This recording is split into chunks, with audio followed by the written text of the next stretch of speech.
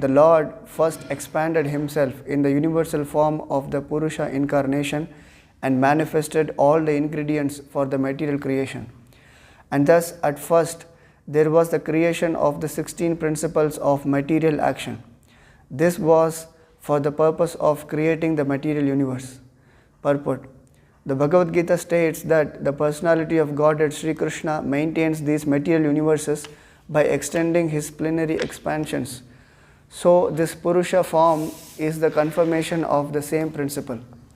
The original personality of Godhead Vasudeva or Lord Krishna, who is famous as the son of King Vasudeva or King Nanda, is full with all opulences, all potencies, all fame, all beauty, all knowledge, and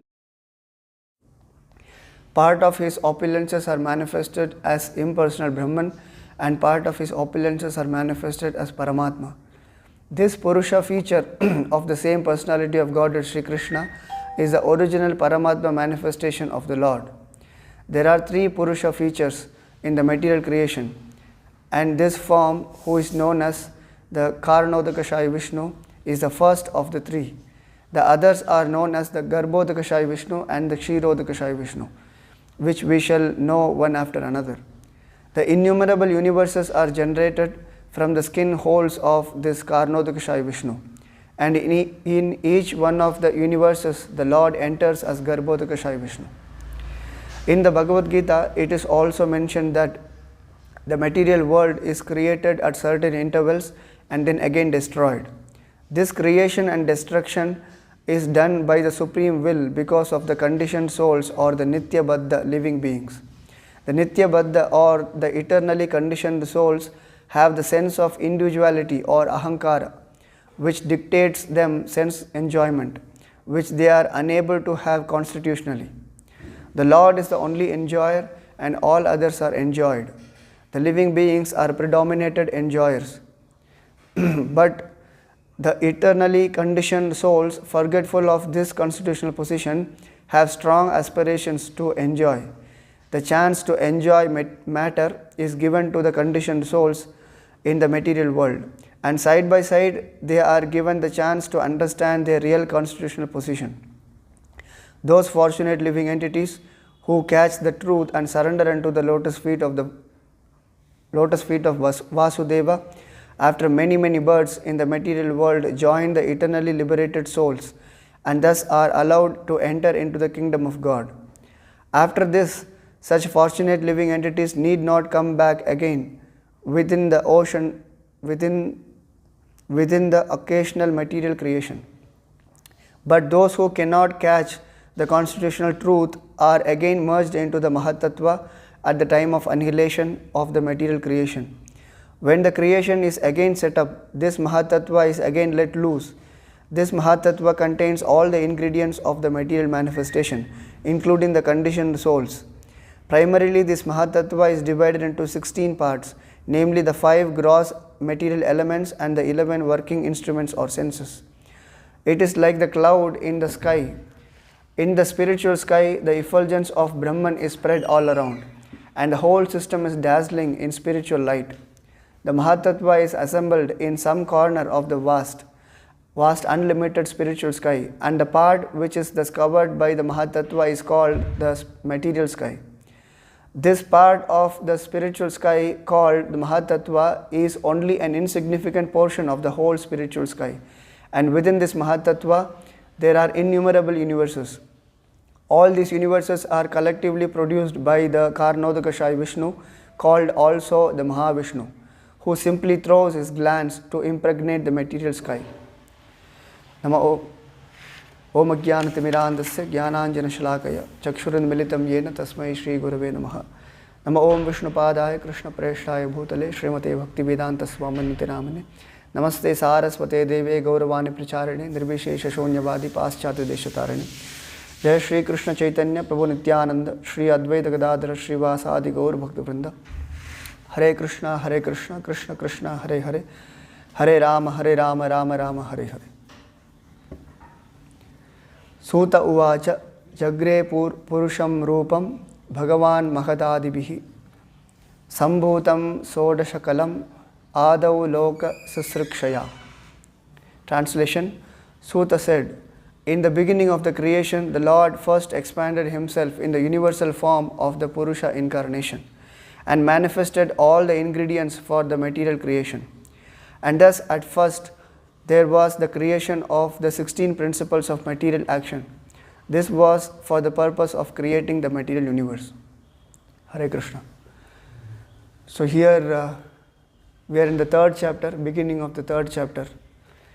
The chapter title is Krishna is the source of all incarnations. So in this chapter, all the incarnations are lined up, and at the end it is said, Krishnastu Bhagavan Swayam. So Krishna is the source of all incarnations. So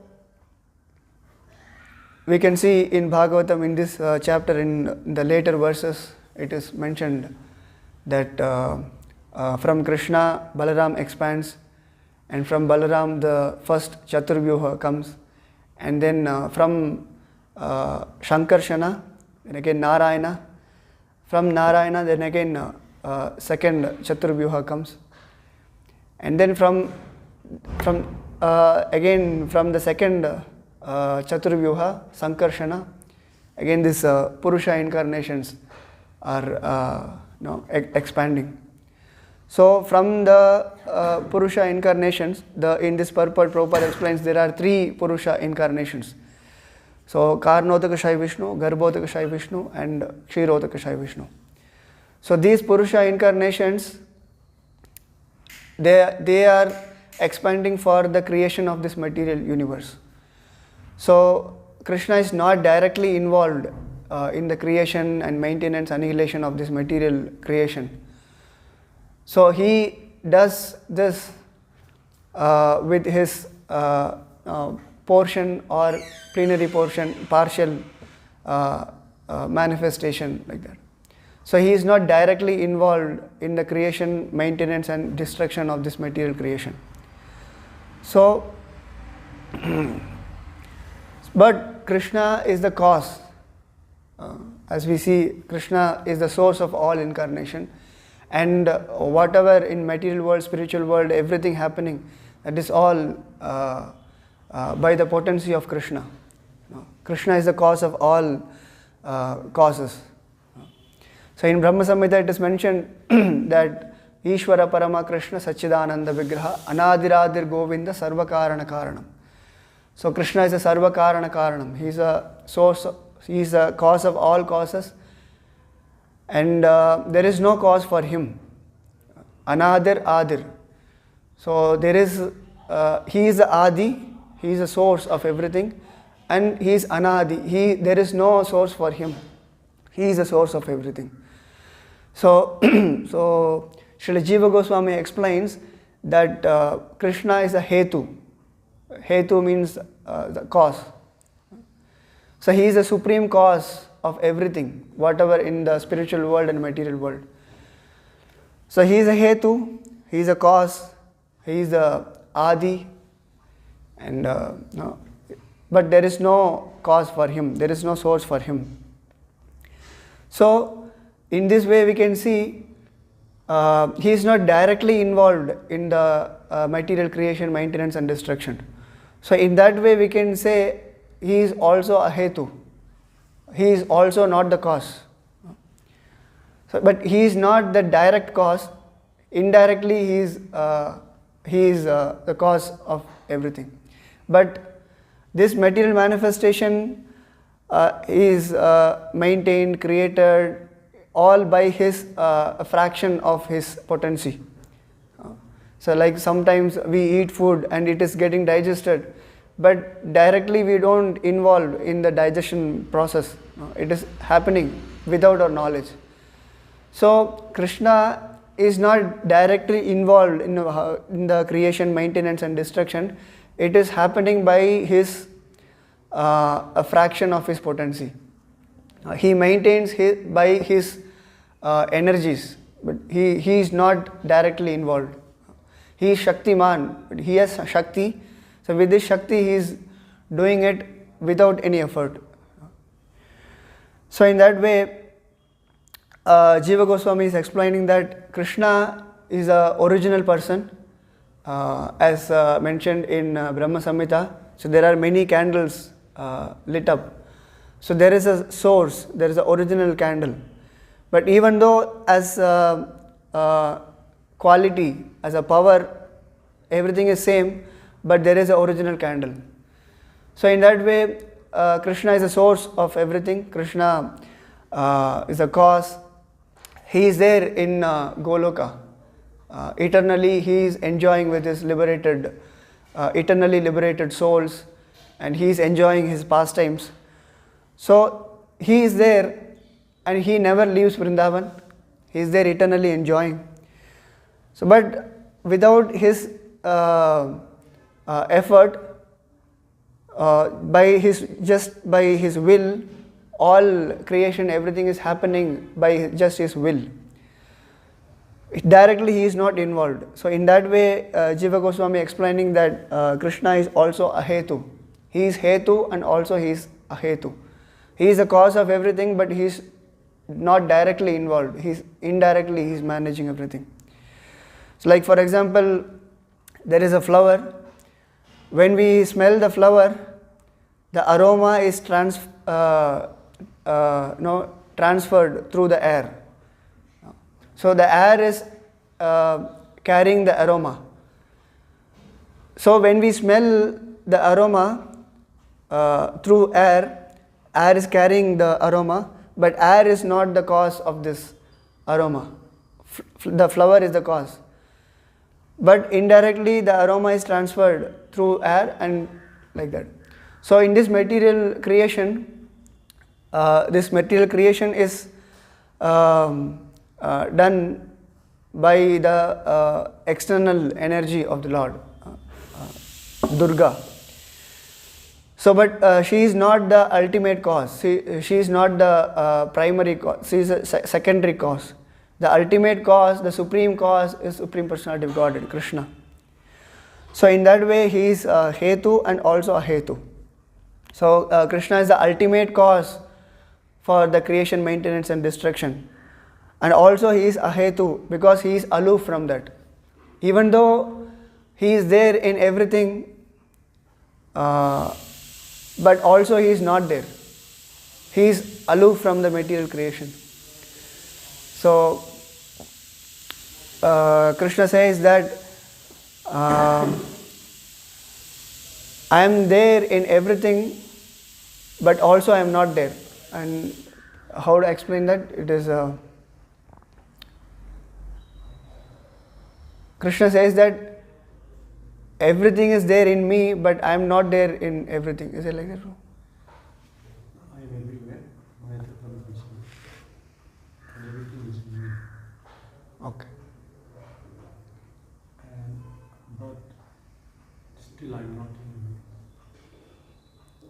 Yeah, Krishna is there everywhere and everything is in Krishna, but he is aloof. He is not affected by this material creation. So now the question comes, why? What is the necessity of this material creation? What is why this material creation should happen? So in the purport, Prabhupada explains that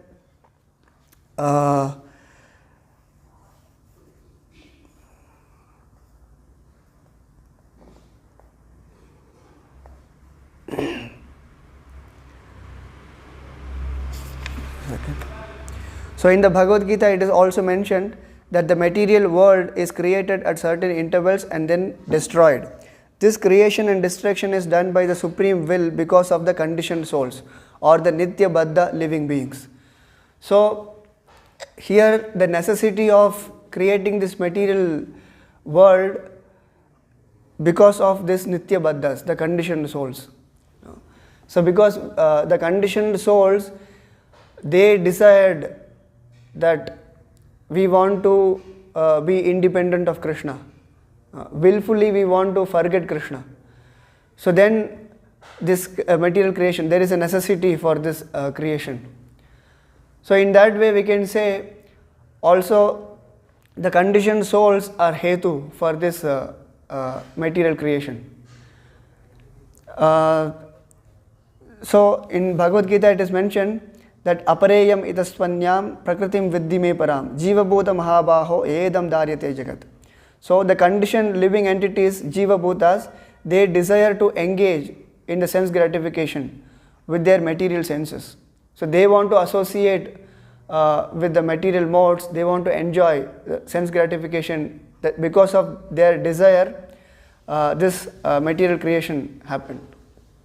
So it is like there is a prison house, but government doesn't have to create a prison house, because of there are some certain people, certain portion of people, they commit they commit crime, they are anti-social. For them government has to create this prison house, but government has no intention to create a prison house and put them in the prison. Because of their desire, government has to create. So in that way, Krishna is the source of everything, he is the cause of all causes, but it is not Krishna's desire that create material creation and all the conditioned souls, and we have to suffer in this material world like that. So this is our desire. Because of our desire, Krishna is sanctioning our desire, that if you want to enjoy independently, okay, you enjoy independently. So Krishna is like Anumanta Upadrashta. So he is sanctioning that if you want to enjoy, then because Krishna does not interfere in our independence, our free will.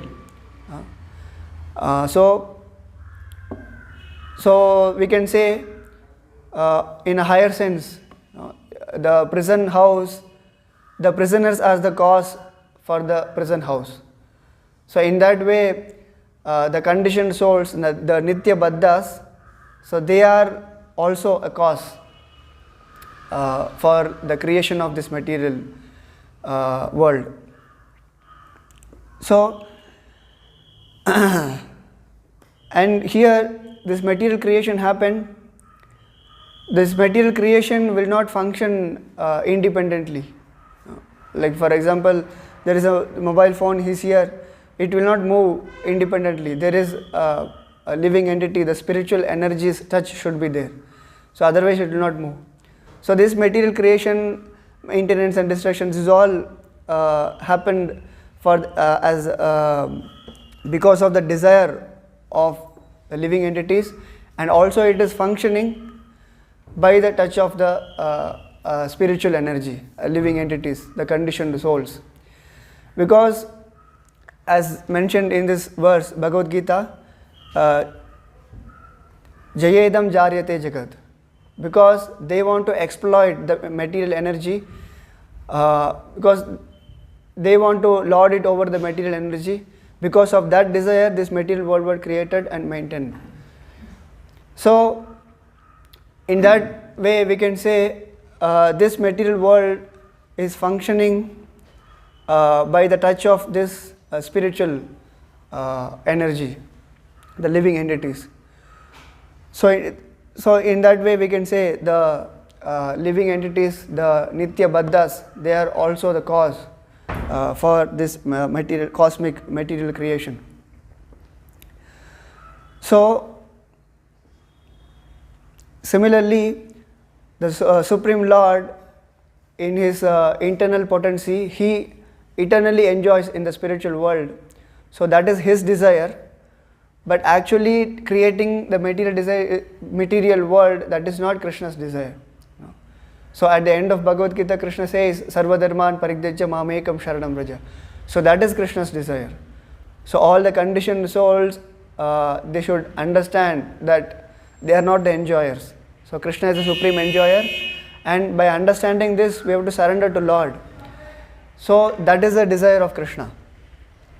So now,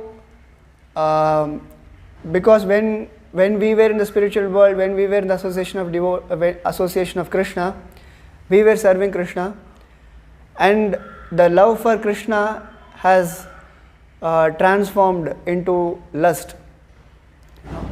So because of our desire, now we are in this material world and we are suffering in this material world. So once we understand that we are not the enjoyer, we are enjoyed. So when we understand this, so when we transform that lust into love for Krishna, so then there is no need for this material creation. But anyway, that won't happen. Always there is there is no shortage of criminals. Always there is lack of place in the prison house. The Nitya Baddhas are there. But here Prabhupada mentions that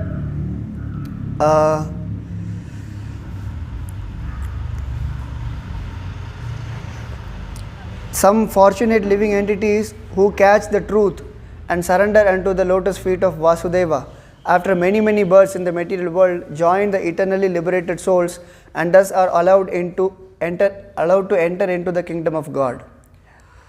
So after this, such fortunate living entities need not come again within the occasional material creation. So not everyone can understand. Bahunam janmanam ante jnanavan maham prapadyate Vasudeva sarvamiti samhatma sudurlabha. So here in these lines, Prabhupada is mentioning about this verse. So after many births, one understands that Vasudeva sarvamiti and samhatma sudurlabha. It is very rare to find such a fortunate soul. And after understanding this, after surrendering to Lord, once we go back to spiritual world in the association of Krishna, so then we don't have to come back again to this material world.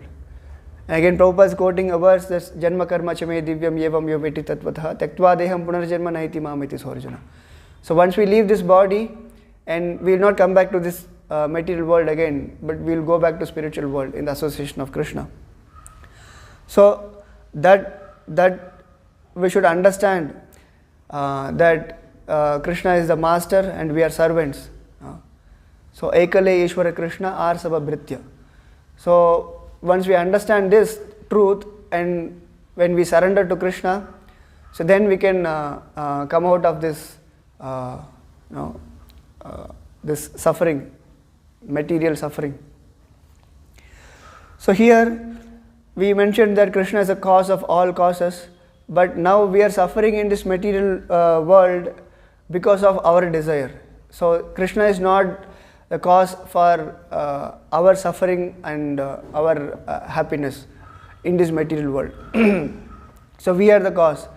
So Krishna will not create a situation that a living entity suffers or enjoys. So Krishna is just sanctioning our desire. Depends on our if we deserve, then he will sanction our desire. So it is said in the Upanishad that in a tree two birds are sitting, and one bird is eating the fruit, the another bird is just watching. So in that way, because of our eating fruit, and we are experiencing the reaction. So Krishna is not involved in this. So depends on our desire how we act. So depends on that we get a reaction. So Krishna is not the cause for our action in this material world because of our karma. So what we did in the past, so that reaction is coming. So that reaction leads to the another action. Like we did some sinful activity, the reaction is coming. So by the reaction again we commit sinful activity, then again this chain is going on. So with the spiritual knowledge, we should understand that we are getting this reaction because of our past action. So once we understand, and with using our intelligence, when we stop stop reacting, so then we can stop this action-reaction, this cycle. So Krishna is not directly involved in our action and reaction. So but his desire is to reclaim the conditioned souls back to spiritual world. So then he gives this scriptures, he sends his representative, sends acharyas, he sends gurus. So by taking their shelter, by understanding from the Shastras, so then we should try to go back to spiritual world. So once in the Bhagavad Gita it is mentioned that as long as he is in the city of body, he appears to be the master of it, but actually he is neither its proprietor nor controller of its actions and reactions. So there is understanding that we are not this body, we are soul, like that. And we are soul and we are proprietor of this body, we are not this body. So that is a very basic understanding. And the mature understanding is we are not this body, and this body is also not belong to us. We are not the proprietor of even this body. No? The body, everything is belong to Krishna. We have to engage in the service of Krishna. So that is a proper understanding. When we engage in the service of Lord, even this material body is spiritualized. So when we engage our senses, when we engage our body in the service of Lord, so then gradually the purification happens.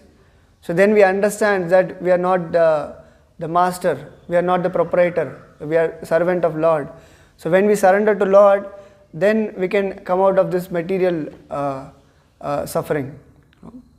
So otherwise there is no solution for this. The only solution is to take up Krishna consciousness, and now without this it is very difficult to come out of this material ocean. So like for example, if someone may be expert swimmer, so he is in the ocean and he is trying to swim and cross over the ocean. So it is impossible. So however expert swimmer he can be, but it is not possible. So someone should come and hold his hand and lift and to take a boat. So then only he can cross this ocean. So but here it is said this human form of life is a suitable boat to cross over this material ocean. Otherwise by our own swimming we cannot cross over this material ocean. But when we were struggling in the ocean, a person who comes and lifts is a guru. In Bhagavatam, one verse, Nirdehamadyam sulabam sudurlabam plabam sukalpam guru karnadaram. So when we are suffering in this material ocean, Guru comes and saves us and lifts us and put in the boat. So this boat, this human form of body, is a suitable boat to cross over this material ocean. So it is said, Labdva sudurlabam idam bahu sambhavante manusham janmam anityam apiha dirha. So even though this manusha janmam is anityam, it is temporary, it is not permanent, but still it is a suitable body to cross over this material ocean. So by taking this boat, by taking the help of Guru, we can cross over this material ocean. And not only this, Guru is guiding the boat, and also the favorable wind also should be there. So that wind is the Shastras. So when we take shelter of Shastra, when we understand the philosophy from a bona fide Guru, so then we can cross over this material ocean. So otherwise, after getting this human form of body, still if we continue to live like an animal, then there is no point of getting this human form of body. Like for example, everyone is living like that is not the way of living. Like for example, there is a book, I can use this for many other purpose. I can use this book as a paperweight, but that is not the purpose of this book. By reading this book, we can get knowledge, we can sharpen our intelligence. There are so many things are there. But if we just use this as a paperweight, and what is the point of this book? Even if we keep this book as a paperweight, the paper may not move, but that is not the actual purpose of this book. So purpose of book is to get knowledge. So even when we get this human form of life, we can live however we want, like animals, we can live. But after getting this human form of life, then if we live like an animal, then what is the point of human form of life? So this form of life is very rare to achieve, and it is sudurlabham, it is very rare to achieve. Labdva sudurlabham idam bahujan bhavanti. So we labdva, we got it already, we got which is very rare to obtain. So after getting this, we have to use our intelligence, we have to take shelter of Shastra, we have to take shelter of Guru, and in that way we should try to cross over this material ocean. So that should be the purpose of human life. So in Bhagavatam it is mentioned that Nayam deho deho bhajan triloke kashtana kaman arhate vidbhujambi. So Nayam deho deho bhajan triloke. So there are so many material bodies, there are so many varieties of material bodies, but Nriloke, this human form of body is special compared to all other bodies. Kashtan kaman vidbhujami. Vidbhujami means stool eaters. So now, in that purport, in this Nayam Deho verse, Prabhupada mentions that people are working so hard, and he's in the many lectures also he mentioned this, like morning you get up and then you take some transport media and go 2-3 hours travel, and then from there you work hard whole day till evening, and then again evening you take some transport media and then again come back 2-3 hours travel, you come back and then eat, have some little sex and then sleep. So this should not be the purpose of human life. So Prabhupada mentions in that purport that what we do the whole day and we work so hard, and at the end we get little sex, for that we are doing so many things. So that should not be the purpose of life. So that even the stool eaters, the hogs, even they are doing that. So it's very mentioned very heavily that if we do the same thing, then we are also like vidbhujam, the stool eaters. So that should not be the purpose of life. So the purpose of life is tapodivyam putrakayena sattvam. The human form of life is meant for austerity. We have to lead an austere life. So now when we lead an austere life, so that in future we can enjoy the spiritual happiness. Brahma saukyam tvanantam. So there is no end for this Brahma saukyam. This material happiness is, there is a start and there is an end for that. So even though we are getting some flickering happiness by doing this material happiness, but this is temporary happiness. An intelligent person, a sober person, he will not look for a temporary happiness. Always he look for a permanent happiness, eternal happiness. So by engaging in these material activities, by engaging in material sense gratification, we don't get permanent happiness. And this happiness, there is a happiness in mode of goodness, passion and ignorance. So always when we engage in the material happiness, it is always in the mode of passion and ignorance.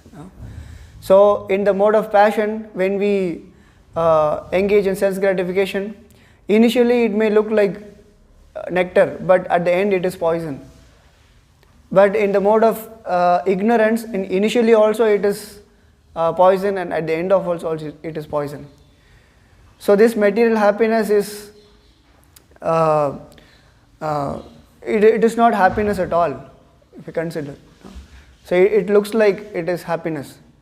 Like Prahlad Maharaj mentions in Bhagavatam that itching, if there is a wound, we feel like itching more. We itch more, and then blood comes.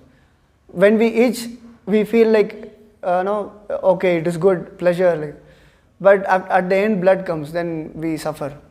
So this material happiness is like this. No? Initially, we feel like it is happiness and we are enjoying, but at the end, it is suffering only. So here Rishabdev mentions that, tapo divyam putraka ina sattvam, lead an austere life. This austerity will help us to enjoy eternal happiness. So everyone is looking for happiness. So that is the nature of soul. Anandamayo abhyasat. So because everyone is looking for happiness, everyone wants to be happy because that is the nature of soul. But we are looking for it in a different place, in a wrong place. So that is a problem. So that's the reason no one wants to get suffering. No one wants to get misery. Everyone wants to be happy, but they don't know how to be happy. So from the Shastras we have to understand that this manusham artadam anityam apihadira, this human form of life is meant for austerity, is meant for tapasya, is meant for leading an austere life. And by this we have to get this Brahma Saukyam, the spiritual happiness. So that is the purpose of this human life. So as we mentioned, this is the desire of Krishna. We have to understand. That's why Krishna gave this Shastra, gave his representative Guru, Acharyas. By taking shelter of them, we have to perfect our life and we have to surrender to Krishna. As we mentioned, Sarva Dharman Parikditya Mamekam Sharanam Vraja. That is the desire of Krishna. So then, because of our perverted desire to enjoy independently of Krishna, we are suffering in this material world. So we have to purify that desire. So when we purify that desire, then we can be one with the Krishna's desire. Sarva Dharman Parikditya Mamekam Sharanam Vraja. So that is Krishna's desire. And if we desire that I have to surrender to Krishna, I have to serve Krishna, so then our desires are one, Krishna's desire and our desires, then there is a harmony. So now Krishna's desire is different and our desire is different. So that's why we are suffering in this material world. So this is the cause of our suffering in this material world. So when one transcends this, this enjoying tendency, enjoying independently of Krishna, enjoying can be there, but that should be in the association of Krishna. So that is the nature of soul, Anandamayo Abhyasa, to be happy always, to be blissful always. But that should be in the association of Krishna. So then we'll be able to cross over this material ocean. So as we said, this chapter, Krishna is the source of all incarnation. In the later verses, we'll see how Krishna is the source of all incarnations. There are many incarnations lined up. And at the end, it is said, Krishnastu Bhagavan Swayam. Krishna is the source of all incarnations. And in Bhagavad Gita also it is mentioned, Aham Sarvasya Prabhavo Mattas Sarvam Pravartate. So from me everything manifests, everything. So Hare Krishna. Any question, comments? You said externally Krishna helps as Guru and Shastra. Not externally. Krishna sends his representatives and Krishna sends Shastra to help us. Here in the purport, Prabhupada mentions that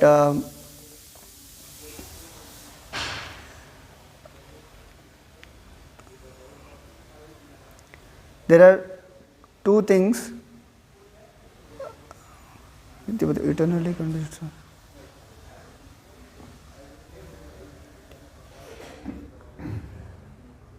See, the point is, the purpose of this material world is to satisfy our desire. We wanted to enjoy independently of Krishna, and we came here. And also Krishna gave this Shastra Prabhupada mentions here, I am not able to find here.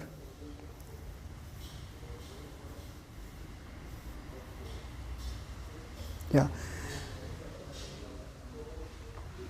But eternally conditioned souls, forgetful of this constitutional position, have strong aspirations to enjoy. The chance to enjoy matter is given to the conditioned souls in the material world, and side by side they are given the chance to understand the real constitutional position. So this is the purpose of the material creation. It is not only for the conditioned souls to enjoy this material creation, the matter, and also side by side the opportunity is given also. The opportunity is given through the Shastra and Krishna's representative. So the good representative, someone, Shastra we can approach if we hear about Shastra. But how do you approach a Guru? How do we know? He'll help me. How do we get to know? By hearing Guru. We can understand Guru by hearing. It is not that by seeing a Guru is, is looking good, like he has many followers. He has, in that way we cannot approach. Like if you see, there are so many so-called gurus and bogus gurus. They have many followers, and in that way we cannot approach a guru. We cannot identify a proper guru by hearing. But whatever he is saying, that should be in line with the previous acharyas, and like what we said, we have to be one with our desire and Krishna's desire. So what Guru says, that should be one with Krishna's desire. What Krishna is saying, Sarva Dharman Parityajya Mamekam Sharanam Vraja.